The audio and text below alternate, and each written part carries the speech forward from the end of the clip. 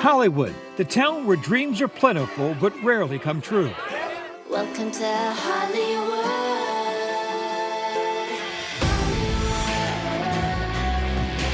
So when you think the one lucky break has finally come your way, you have to take it, right?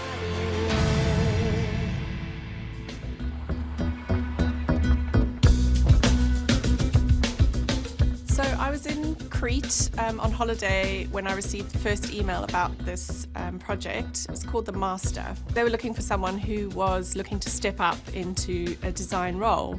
Makeup artist Heather Pitchford had worked in film and television before, but this was her chance of a lifetime. The film was being produced by a woman named Leslie Chow and a big Chinese production company with a $70 million budget.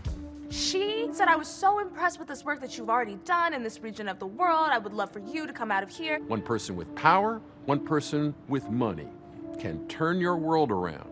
Every single time I went back to them with a sort of question, they came back to me with absolute definitive reasons why they wanted me for the role. They even quoted people I'd worked with in the past. This person was doing their research and reaching out to people with just enough familiarity to make them think it was a legitimate opportunity.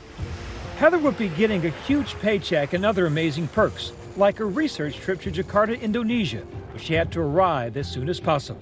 We need to book our own flights because as far as they were concerned, the Chinese film companies work that way.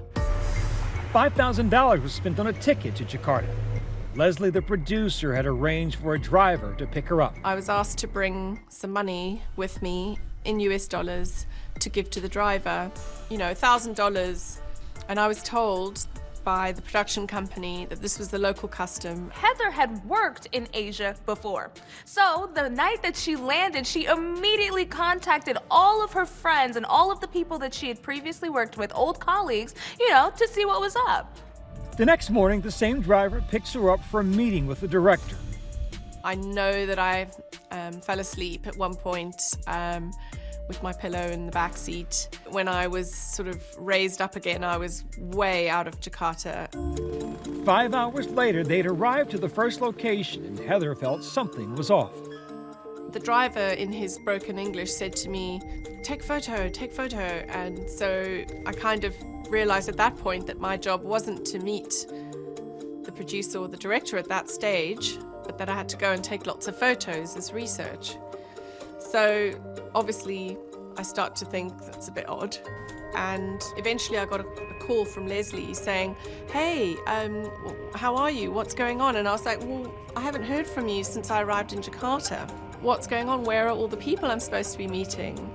And it was at that point that she started to sort of try and manipulate me into thinking that I had somehow caused the missing of the meeting. And I was like, right, take me back to my hotel right now.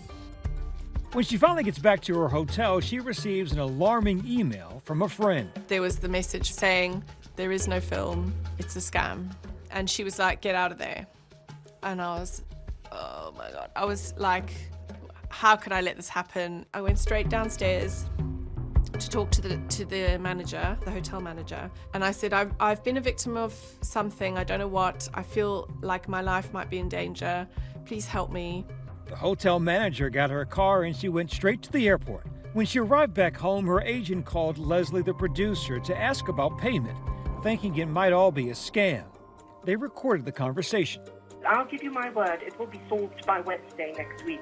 She'd promised the money and that never turned up, obviously. And it's such a weird crime because it's a story of someone who just picks on your hopes and dreams and then leaves them for dust. And that's part of the con, the idea that you don't know how it really works. Or who else is a target? I was living in Hawaii.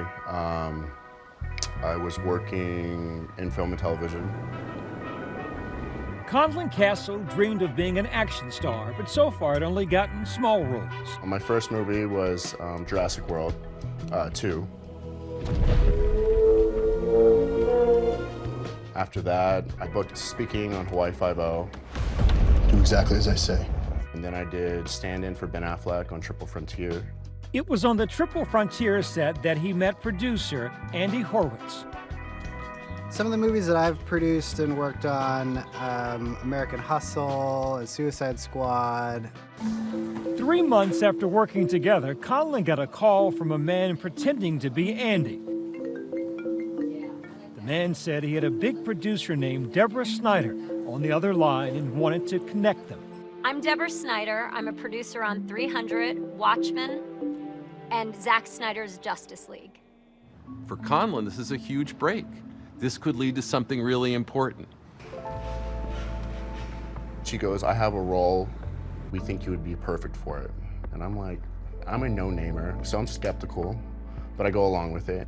The Deborah Snyder impersonator on the other line says she wants Conlon to audition over the phone. I've never heard of anybody doing a phone audition. She kind of lays out the scene, and I'm supposed to flirt with this woman at a hotel bar. And she made like a weird kissing. It was this initial kiss. She said, kiss me back. So I did this whole like whatever, light peck, like nothing like too much. And then she wanted more. And I said, you know, this is sexual harassment. She goes, a real actor would do this. She said, our time is done. And I'm like, okay, I just blew this amazing, huge opportunity. If you're auditioning for a movie, the producer isn't calling you and running lines with you over the phone. I think 2 days later, I got another call. It was the same woman wanting to run more lines. It's just a lot of moaning, and like, I'm not moaning back. I'm just like doing these kissing noises, and I'm like, this is so nasty. And that's how it goes for the next 3 weeks. There was no financial payoff for the con artist. It was just the sick kicks of hearing it over the phone. To have my name used for phone sex is disgusting, especially when I'm perceived to be the person wielding the power over another person who's trying to get this job. But then the woman wants Conlon to fly out to Los Angeles. It was, if you want to get what you want, you have to sleep with me. I would watch like these Me Too movements, and I would watch the Harvey Weinstein interviews and stuff like that, and I was like, you know, I would never do that. Like, I would never sleep with somebody for a role. My opinion changed when I got put in that situation, so I didn't know what to do. So I was torn. And the whole time she's like, you need to walk off that job and come here and sleep with me, and I'll give you a better opportunity.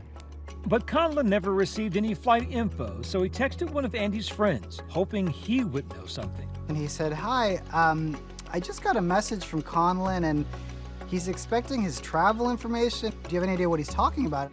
Andy thought he might.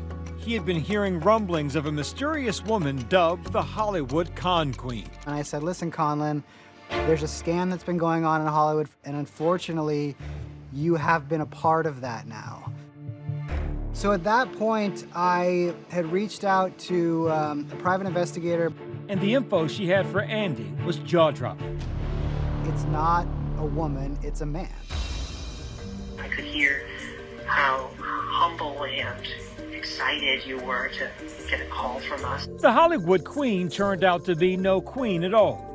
The overall idea seems to have been humiliation and to revel in their desperation, in their ambition, and eventually in their crushed dreams. I realized we had to do something. You know, we couldn't allow this to continue any longer. In true Hollywood form, Andy takes a meeting with investigative journalists Josh Dean and Vanessa Grigoriadis about working on a podcast together. All right. They played some of the Hollywood Con Queen, you know, scamming different people. We just thought it was a really cool story. We knew it was going to make a good podcast.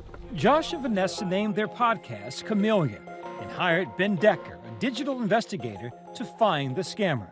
The scammer really did an impressive job at covering their tracks with regards to burning anonymous email accounts, shutting down websites. Eventually, hundreds of potential victims started to come forward. The story behind the Tinseltown Con gets even more bizarre.